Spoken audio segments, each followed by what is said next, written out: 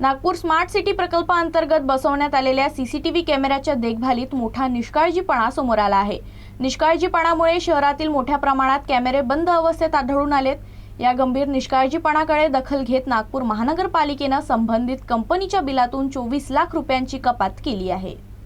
Nagpur smart and sustainable city development corporation लिमिटेडकडून शहरात बसवण्यात आलेल्या सीसीटीव्ही कॅमेऱ्यांच्या देखभालीत हलगर्जीपणा झाल्याचं उघड झालं आहे।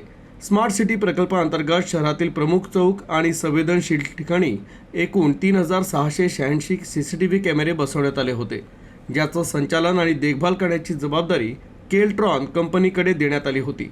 मात्र नियमित तपासणी आणि वेळेवर दुरुस्ती न केल्यामुळे मोठ्या संख्येने सीसीटीव्ही कॅमेरे दीर्घकाळ बंद अवस्थेत राहिल्याचं आढळून आलं आहे।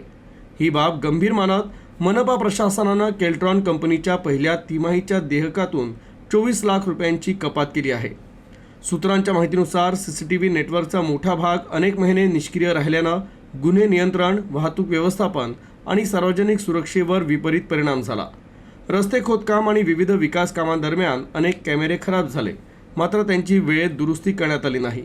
सध्या दुरुस्ती आणि काही भाग बदलल्यानंतर देखील कार्यक्षम सीसीटीव्ही कॅमेऱ्यांची संख्या केवळ सुमारे 500च्या आसपास असल्याचं सांगण्यात येत आहे। अधिकाऱ्यांनी केल्ट्रॉन कंपनीला संपूर्ण नेटवर्क सुरळीत ठेवण्यासाठी तातडीनं सुधारात्मक उपाययोजना करण्याचे निर्देश दिले आणि भविष्यात पुन्हा हलगर्जीपणा आढळल्यास अधिक कठोर कारवाईचा इशारा देण्यात आला आहे।